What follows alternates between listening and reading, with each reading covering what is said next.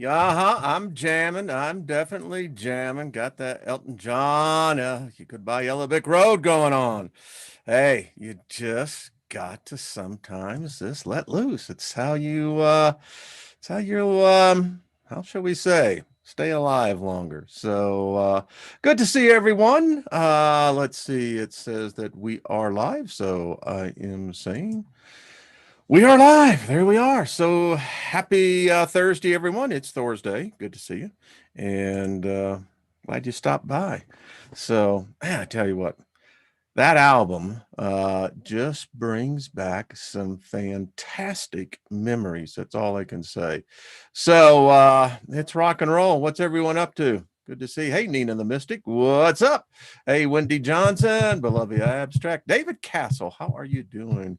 Blazing River, I am rocking and rolling. The world is a little tense out there. And let's do the bear hug. Got my Sky Pilot here, and he's doing quite well.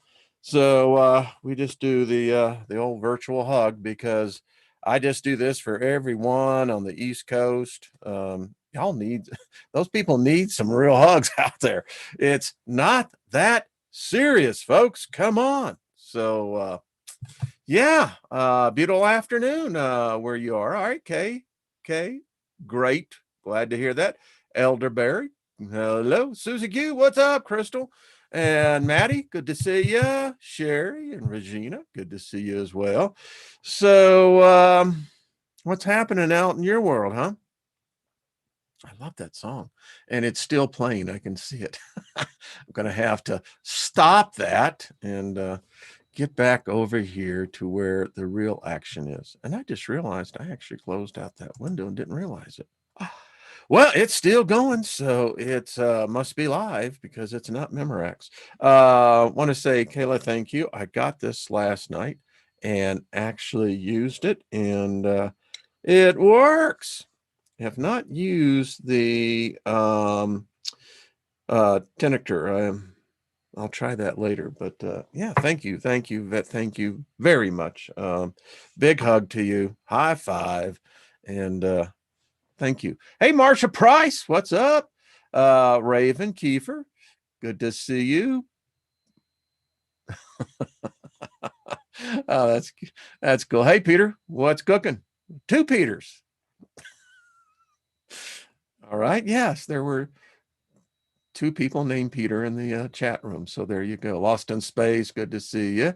So tonight on the Steiger Perspective, artistfirst.com, 10 p.m. Eastern, 8 p.m. Mountain Time. Fill in your time zone wherever you are.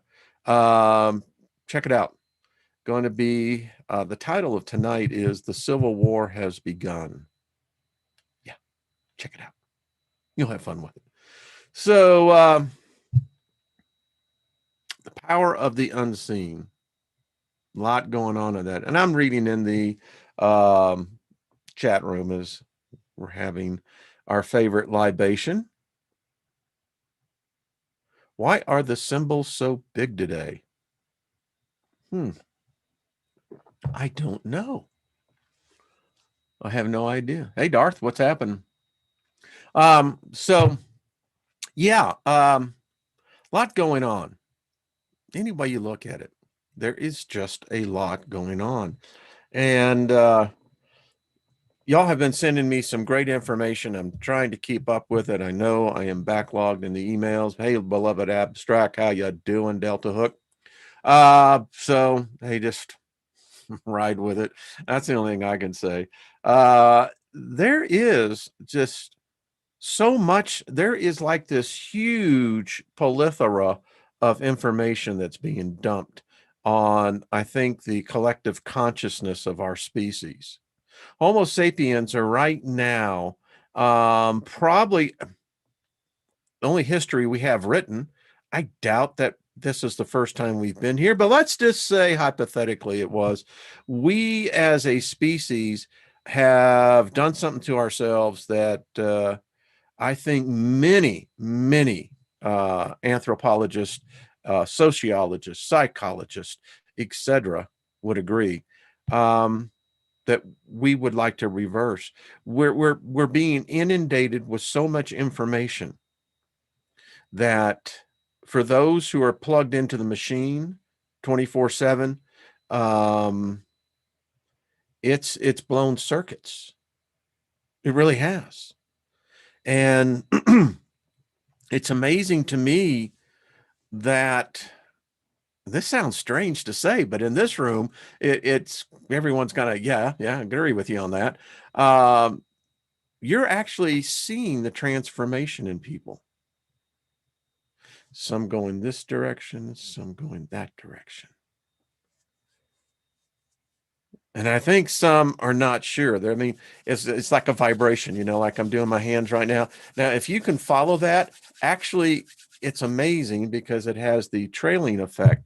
But this is what's happening. The vibration is increasing, and anytime you get vibration in a confined area that begins to increase in speed, well, you create heat, number one, but the fusion begins, and it's going to go one way or the other. That's just my opinion. Hey, Jules, what's happening? Well, Loretta, hello.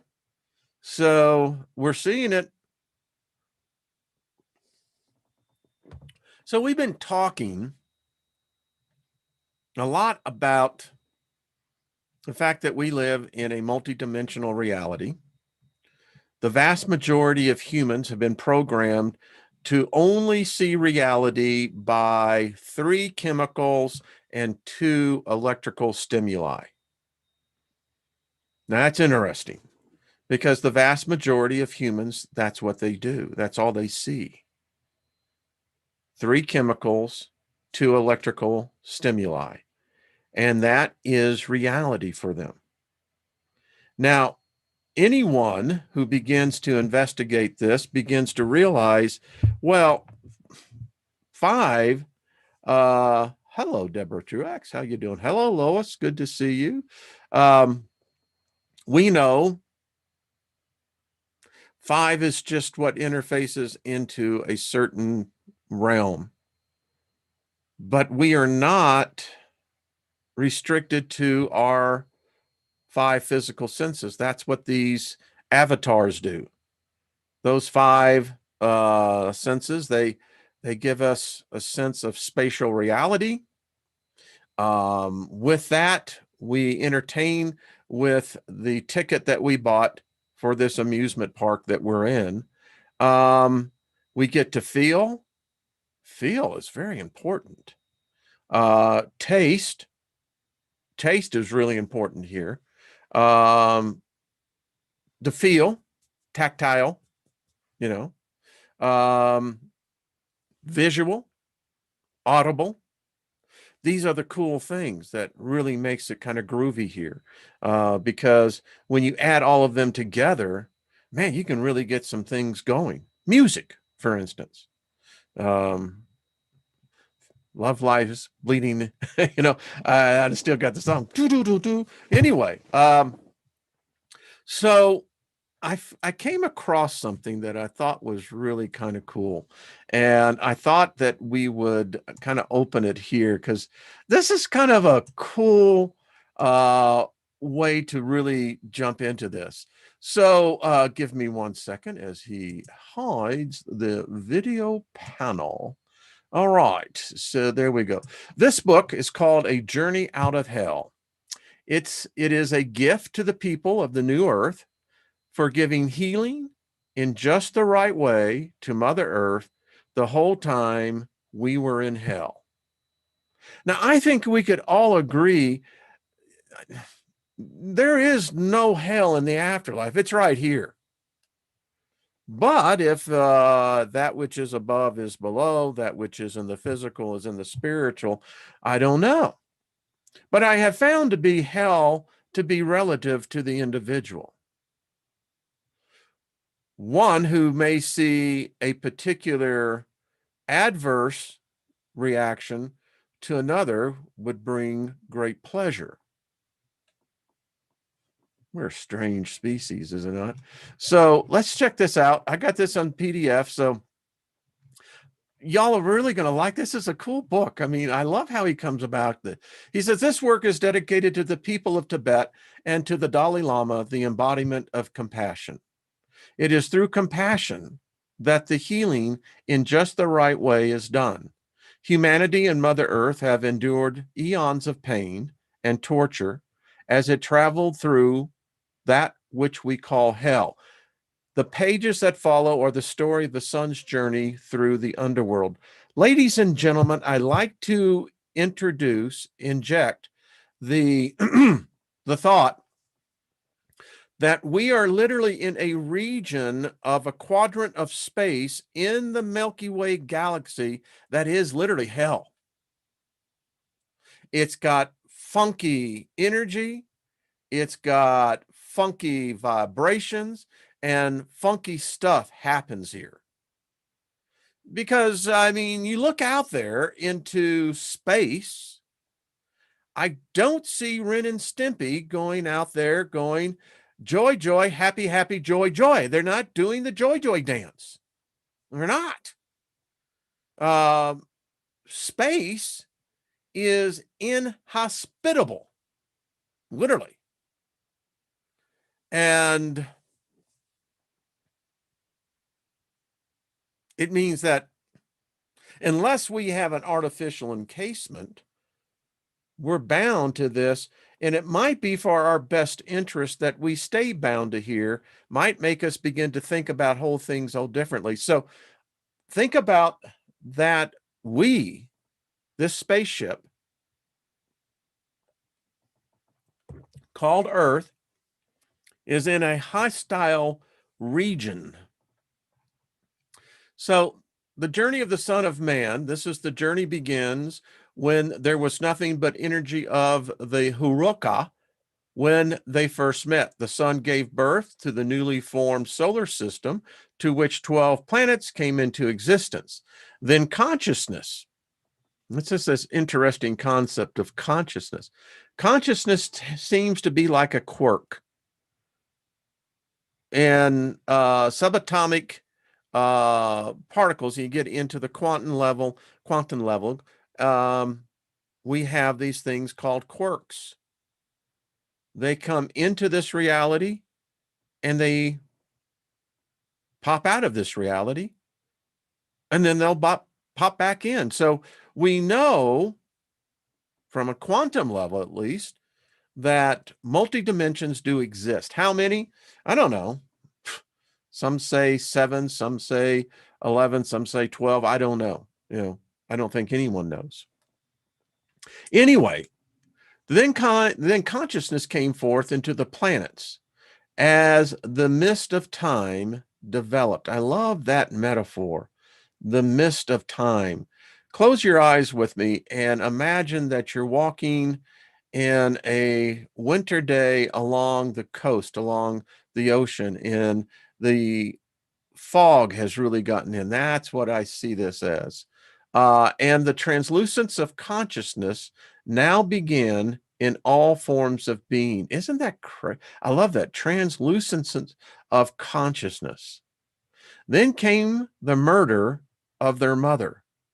As the high priest delved into forbidden acts of mastery for their own benefit and gain, as the portal to the dark energy was open, the density of consciousness sank into its lowest form as the energies for giving healings in just the wrong way descended into chaos.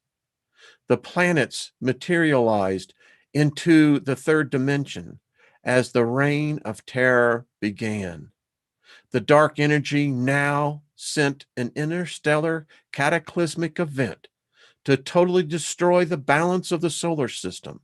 This was achieved, and the rearranging of the planets was complete. The original people of the planets were taken hostage and replaced with energies of manipulating malevolence for their own gain. The sun and the planets kept their benevolent natures as the solar systems descended into hell.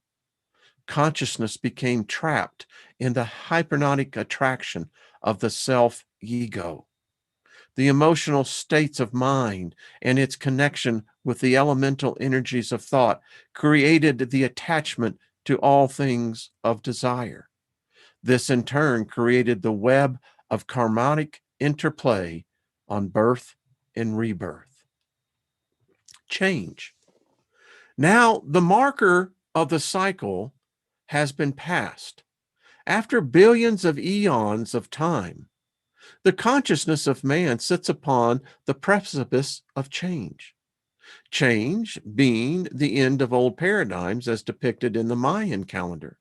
The old paradigm of end times as the end of humanity no longer is relevant, but to the end of all old beliefs.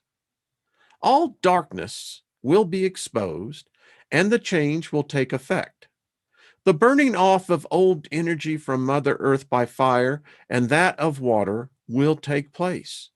Mother Earth renews itself as the demands of old souls for change are met.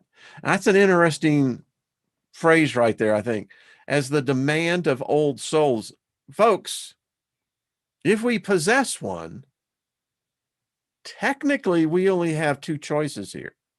Either we are all new souls, or we are all what? Old souls. Exactly.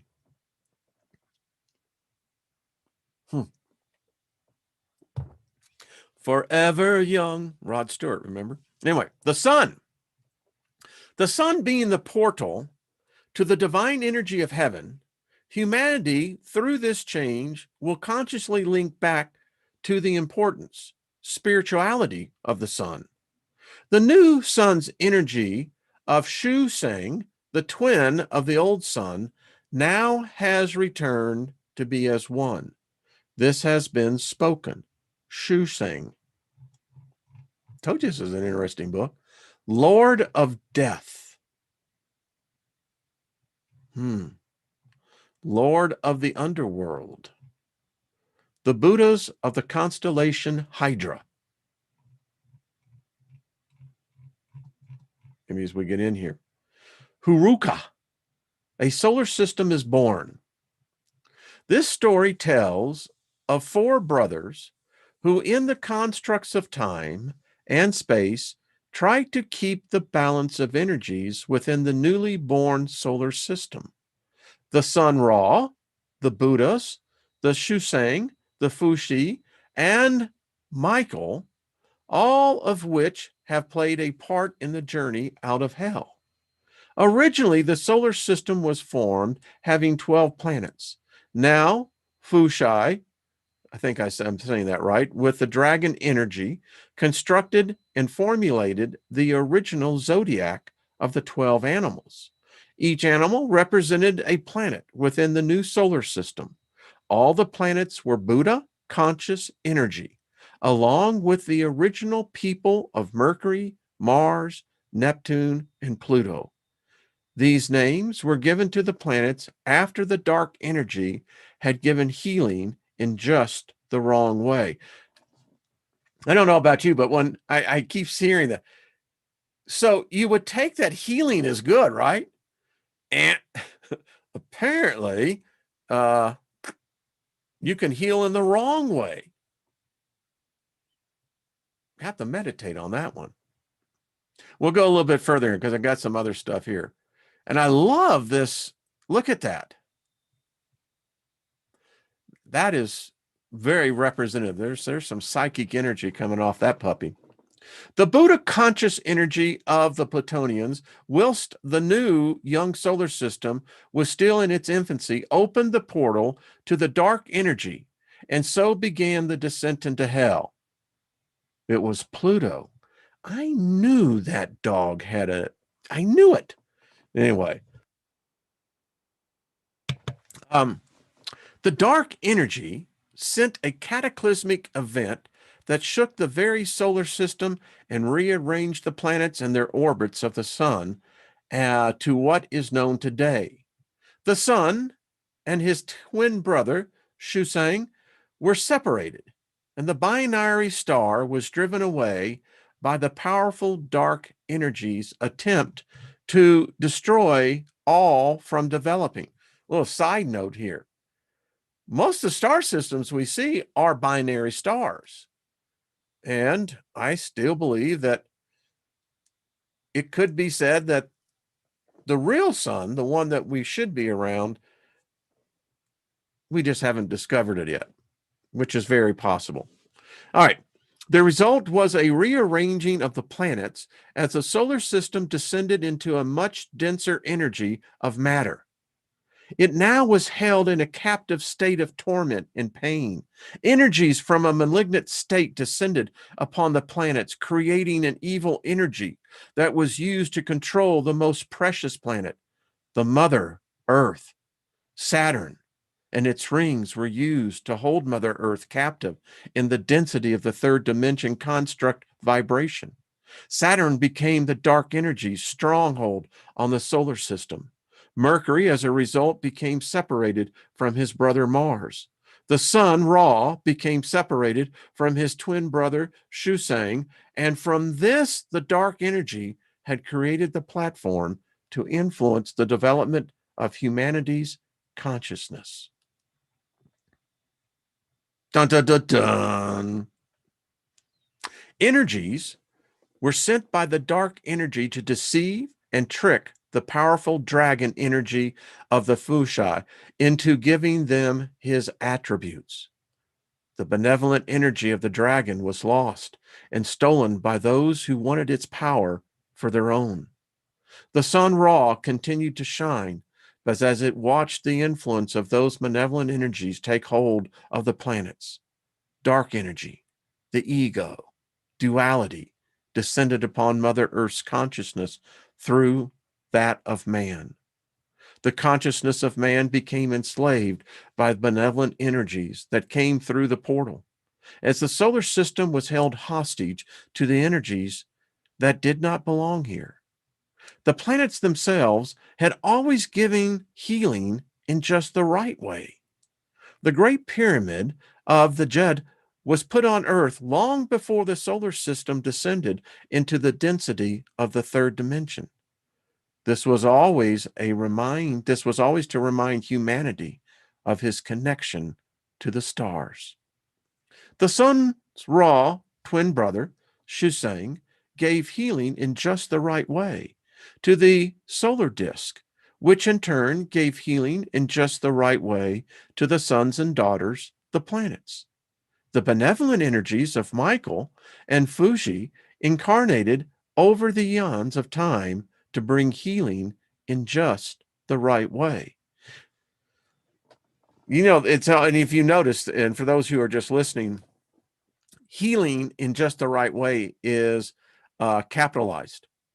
So this is significant. I don't know if it's a power, if it's an energy. It's obviously an energy, but the way that it's transmuted is quite interesting because it appears to minister to the planets, or did, in life that was developing upon its surface.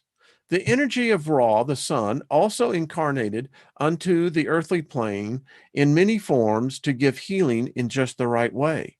Christ, Buddha, etc. The solar system and all life were now in the place we call hell.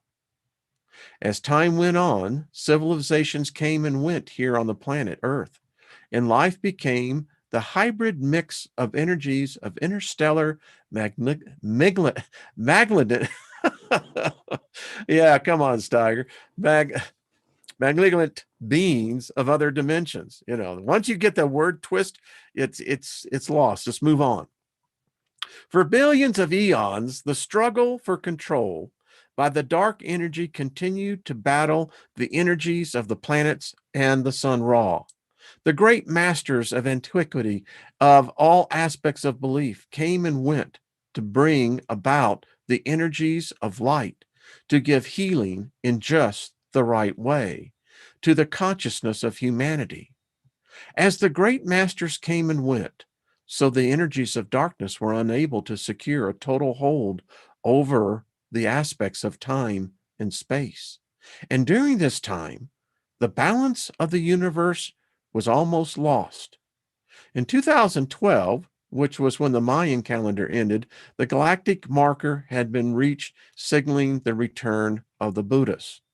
Now we find ourselves in the present day where the energies of the sun, the magic of the dragons, the Buddhas of Hydra, and the great masters of antiquity have returned to reclaim that which was always their birthright and that which was stolen from them. Shusang and the sun are once again united as one. Now Ra's final incarnation on earth in an infinite consciousness knew nothing of what had happened over the billions of eons of time. He only felt a longing that he could not explain, not even to himself. In the bardo, his spirit body knew all. But it was not time for that wisdom to be revealed as to what his real identity and purpose was. They had to remain hidden for the time when the cosmic forces had played out to the exact moment when a marker had been reached in the cycle of galactic time. He was always in danger of the dark energy's influence in ways that would almost take his life as he struggled with the continuing search of his own true nature. Ra, unbeknown to him, was always accompanied by the Lord of Death and protected by the Beyond energy, even though he was unaware of what was at stake. It's that unseen thing. You know what I'm talking about? Yeah. And check that out, folks. Kaz, if you're watching this, I know you're digging it.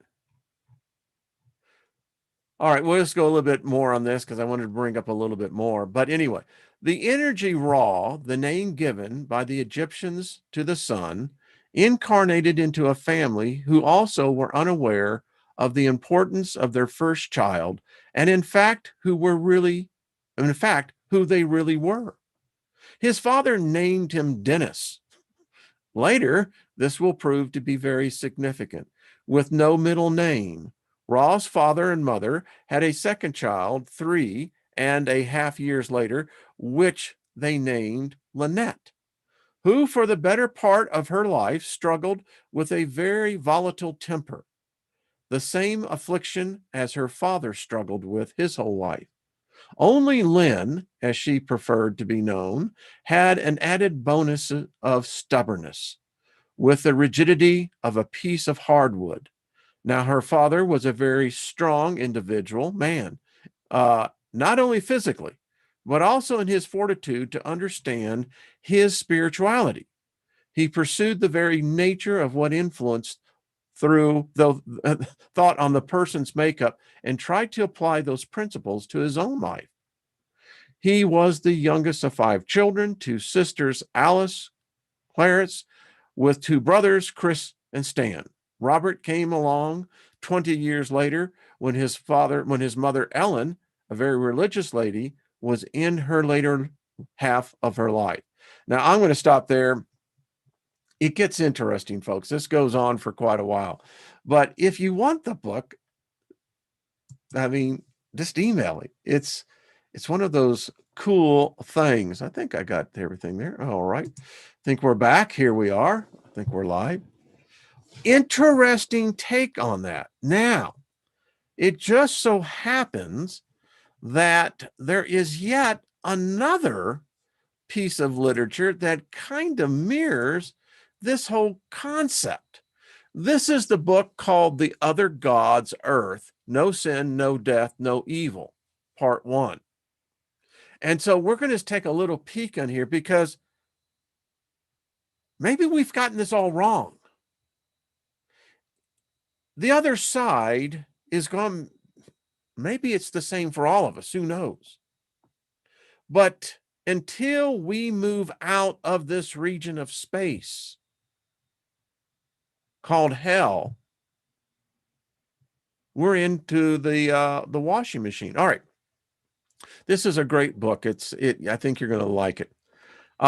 Introduction. In this alternate parallel universe, The other God's earth, Togi, pronounced Togi, there was no sin, no death, no evil, only good and better. And here's a question we have to ask about let's go with the galaxy. They tell us that there's trillions of planets. Who knows how many actually have life? I think all planets have to a degree of life, but anyway. So is it the same duality there too? I mean, that's the thing that I always question. All right, so you're telling me that there's a God and there's a devil, yada, yada, yada, yada. So that's exactly the same way it is a billion light years across. Now, we can only see the past.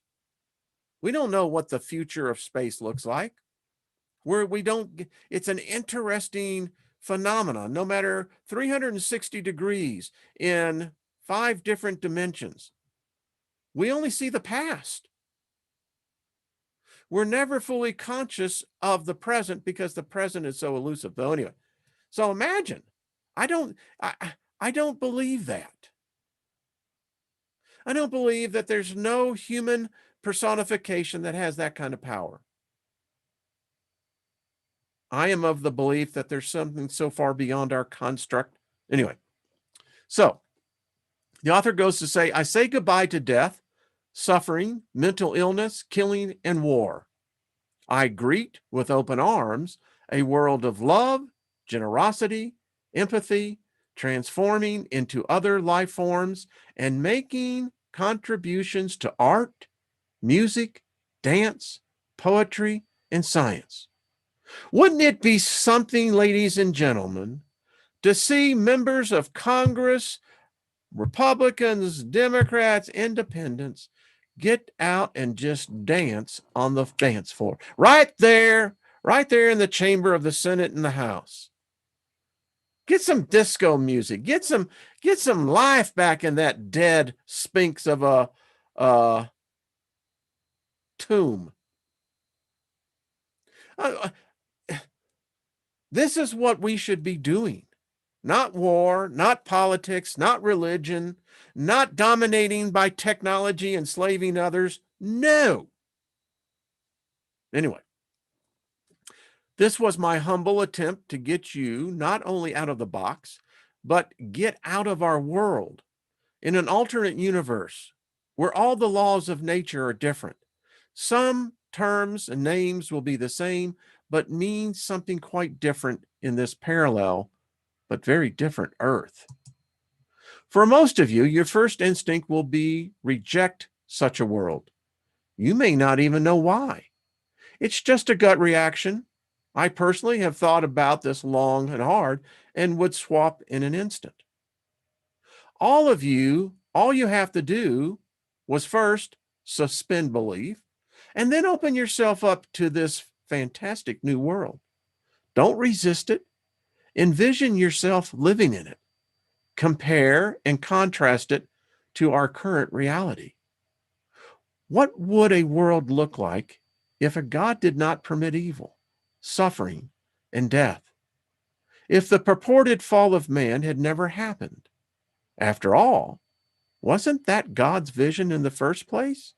Imagine waking up, driving to work, eating lunch, working, and interacting with your fellow employees in a world without envy, hate, greed, lying, stealing, or pride. It's really difficult to imagine, isn't it? There was no bad news, only good and better. And of course, best. However, not everything was always perfect in this world. Accidents still happen. There was not always perfect agreement. Discussions and debates were cordial and informative. It was not a world without passion or human. Both are abundant. There was no dystopian twist to the other gods were earth. It was a true utopia, a world that we could only imagine.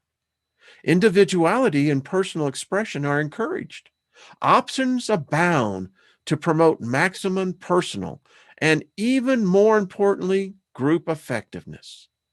The currency was genim points, GENs hyphen EM, a measure of each individual's generosity and empathy. Not only are the inhabitants genetically designed for cooperation, the entire culture was built upon it. If you could enhance your God-given abilities, what would they be? Would you choose to be more intelligent, creative, athletic, or sexual?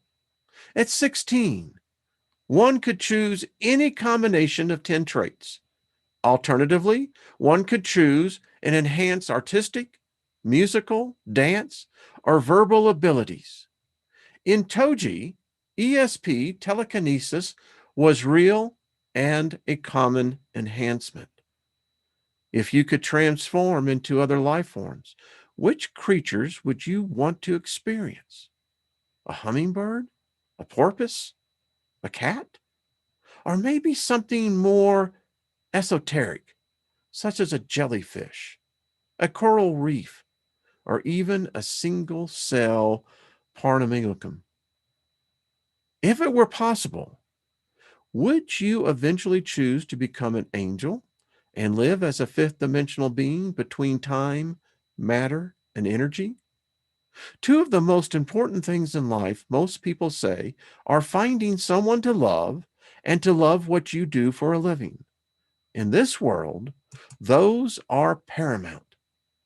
If you earn enough genin points, God will introduce you to your statistical soulmate, the number one person most compatible with you, based on the statistical theory of everything, the STOE. In this world, those goals are a reality for every human being. While writing my other 28 books, including the 12 Unthinkable Horrors, Adam and Eve Revisited, we've studied that one. What if Lucifer said no? We're going to be studying that one. The concept for the other God's earth popped into my head one day and never left. It simply would not leave. No matter how improbable it appeared, I loved this world I created. It was a bizarre mix of profound, evil did not exist, and sublime ferrets are just funny. As you read this story, try with all your might to believe that this world actually exists. Work hard to fight your natural instincts to reject it outright. It is not necessary that billions suffer so the other billion could enjoy abundance. We really don't need the lowest lows to appreciate the highest highs.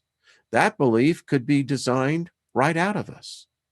For many of you, your first inclination will be to dismiss this world as boring. Where's the bad guy? Or, we are now nothing but robots. I happen to like robots. Or, we lost our humanity. No, just the worst parts. At least now we have a debate, a discussion. What did it mean to be human? Are we really at the top of the food chain? My character explores these concepts in every chapter of this book. Is the measure of our humanity how cruel we could be to one another? Is it how much suffering and misery we must endure, ignore, or strive to avoid at all cost?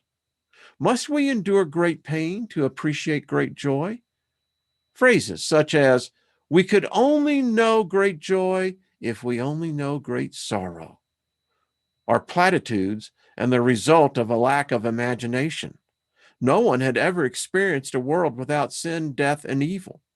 I don't think the very wealthy have much need or desire to experience great sorrow, poverty, or suffering. I don't indeed. The wealthy don't. There are the lucky few in this world who enjoy comforts, the arts, world travel, philanthropy, great success, and self-actualization. Some of the younger readers will find The Other God's Earth, or Toji, as I call it, similar to a massively multiplayer online role game called MMORPG. Currently, there are over 200 such games available on the internet. This alternative reality would make a great framework for an online role-playing game. And yes, there are numerous computer god games such as Populous, Black and White, Spore.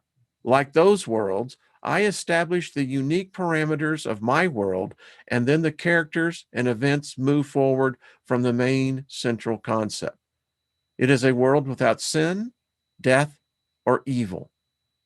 Most future or alternate societies are portrayed as ultimately dystopian, either undesirable or they devolve into chaos or some terrible reveal at the end, Soylent Green.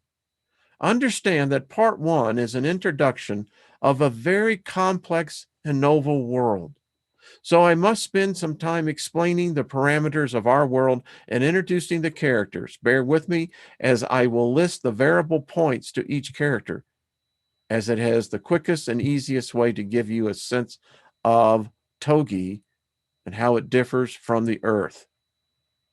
In the other gods' earth, the evidence of God and his actions are undeniable. Evidence with abundant, universal, and not open to interpretation. God visits every week in a different form every time and performed a supernatural miracle every time. Actually, he could manipulate time, energy, and the mass from a fifth dimension. So it was actually quite scientific, but most could not understand the equations. The world was intelligently designed. Evolution never happened. The world really was 6,000 years old. Dinosaurs never existed, and there really was a crocoduck. God is a prankster. It even wrote a message in the DNA code, God did it. It's true. Surah, aka God, had a microscopic hints on shells of the ocean floor created by the uncreated creator. In this world, the Loch Ness Monster, invisible pink unicorns, and I will explain later, and the angels really do exist. You might actually find yourself saying to yourself, I love this guy. What a magnificent God. Huh? Seems weird, huh? Before long, you'll be singing Holy, Holy, Holy. Neil Diamond did. But wait, this God is not jealous or wrathful. It did not require worship. It's a deity, after all, and would never have such petty human needs. As Solroth once was the very best of all the inhabitants of Toji. After all, we are one of his favorite creations. So I ask you to join me on the ride of a different sort, one with a different type of God and a different set of natural laws. This was not the God of the Old Testament or any religious scripture. And then we'll kind of break off right there. Kind of a cool book, and we'll get more into this because it's I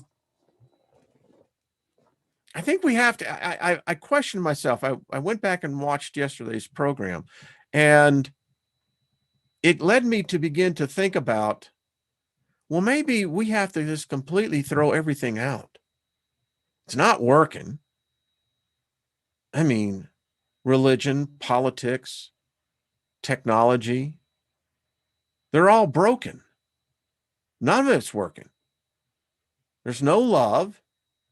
There's no compassion. There's no empathy. We can talk amongst ourselves until the cows come home. Plenty of it here. It's lacking out there. Why? Well, they seem to have been consumed by something. I mean, leaderships of communities are chosen to represent the collective. We got some serious problems because I don't see any of the light being represented. I don't see anything that would allow love, compassion, forgiveness, understanding, non-judgmental, caring, love unconditionally. I don't see that. I don't see it in the world. I don't see it anywhere. I purposely, Lynn and I were looking, we went around what we would call the world, because you can do that with the internet, never leave your couch. We can't find any positive stories. None. None. Zero. None. Now that is alarming. No positive stories. And folks, you know what I mean on that. No nation has any good news.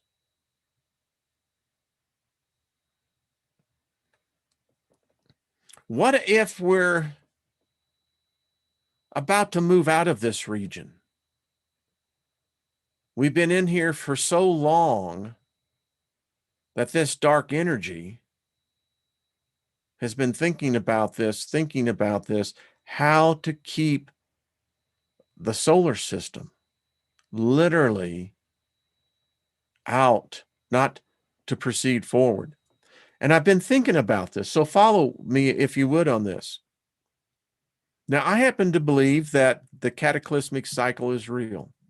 Ben Davidson, just got notification. I ordered his book back in early December, and so I'll be getting one of the first copies of the book, Cataclysm, and I think he's right.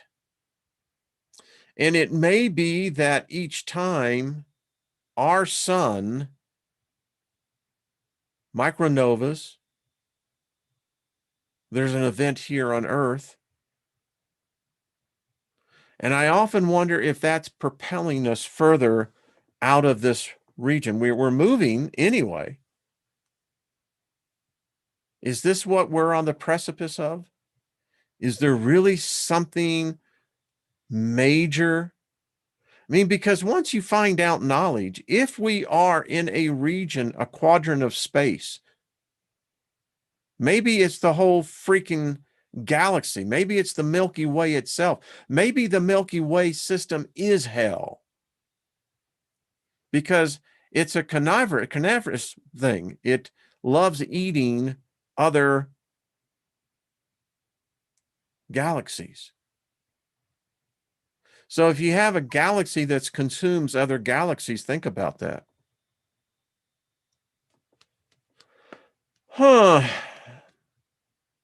Micronovas, yes. We're really close to it. We're already seeing, I encourage you to go and subscribe to Ben's channel, Suspicious Observers. Folks, what we witnessed this morning is early indications of something is changing on our sun. And these are changes that no one wants to see, but they're here. They're happening.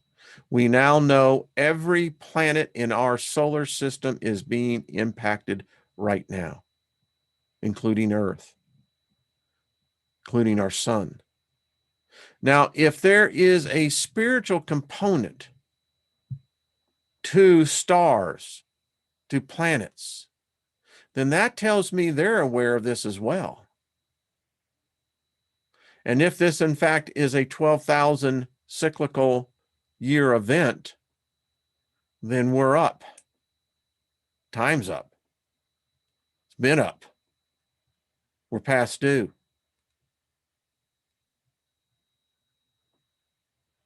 Yes, Susie Q, the cosmic wave is here. Absolutely. Blazing River, you know, who knows? Yeah. I do believe that the earth will live through it. I do. I think that the earth has experienced this. It's written in the books. It's my thesis that in Genesis 2:4, from Genesis 2:1 to Genesis 2:4 is the micronova event.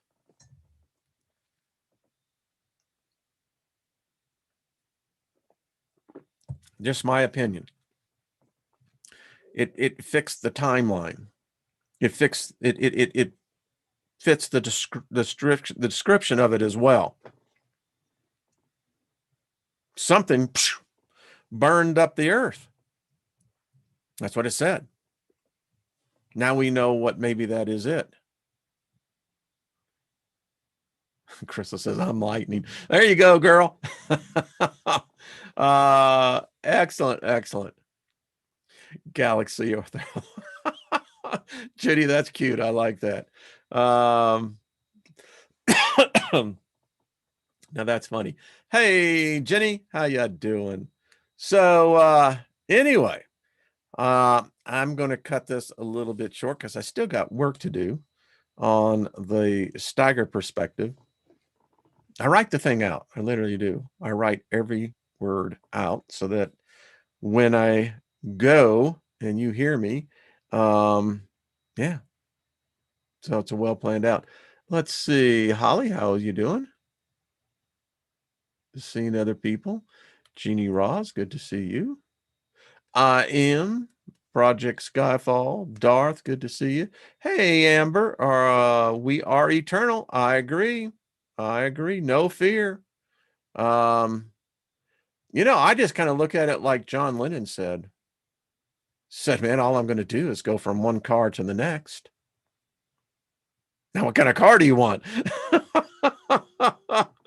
Well, thank you, Susie Q. I appreciate that. you know, I used to, and I had one, I had a Porsche Boxer. It's not all it was cracked up to be, I can tell you. And so today I was thinking, so what kind of a car would I want? I'm at this point in my life where the speed is fine. I've had that before. It's comfort. That's all I got to say. It's comfort. Thank you, Isby. And so I'm thinking something like, a Rolls Royce Ghost, Yeah, something where you can sit in the back seat and actually have a recliner. That's what I'm talking about. Anyway, so can I get a tune up? I love that. All right, folks. So think about tomorrow we got the cards. Amber, are you going to be on tomorrow? Jenny, are you? I know Nina will be. Y'all let me know and we'll get that. I played hooky and missed all the fun. Scotty Boy says well, it's going to be taller. Yeah, exactly. Blood and Rockets, John Lennon's son. Oh, about Jack Parsons. Okay. Yeah. An Audi A8. All right. Yeah. That's cool. Ellen says she wants a spaceship. Yeah. Exactly. I want a time machine. I want to see time, not on Earth. I want to see time out there. I've seen enough time here. I want to see time out there. That's where I want to see it. Okay. Sure, Darth, that'd be fine. Wait for Tesla's flying cars coming soon. Yeah, I think that's true. All right, good people. Much love to you all. Hey, let's just put out the love vibe. That's what I got to say. That's what I just have to say. Put on the love chain. Yeah. Anyway, so peace, everyone. See you tonight on the Steiger Perspective, and see you tomorrow with the group on the cards. And let's have fun tomorrow. Let's just have fun. I'm telling the cards right now. All we want is fun. The girls, they just want to dance. As David Bowie said, let's dance. Let the people dance. Exactly.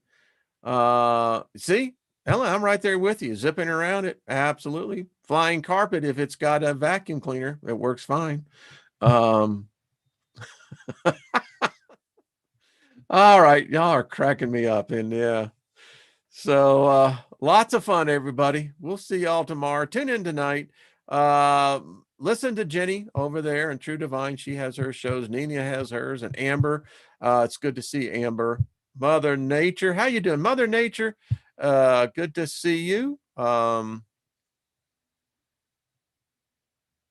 got to email Mother Nature. That's what I'm thinking about. All right, folks, I will see you later. Have a great day and smile. Hey, they can never take that away, right?